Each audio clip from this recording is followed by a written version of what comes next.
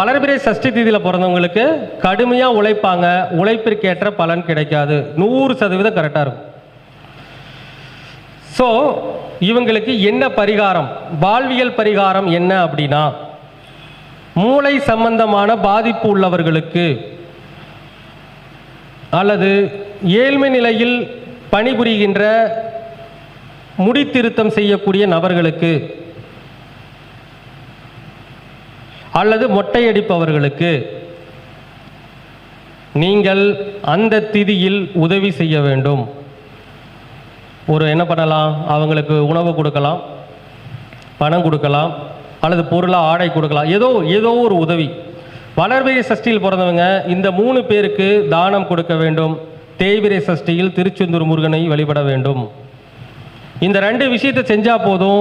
இதை அடிக்கடி செஞ்சுட்டு வரும்போது உங்களுடைய வாழ்க்கையில் வெற்றி என்பது சாத்தியமான விஷயமாகும்.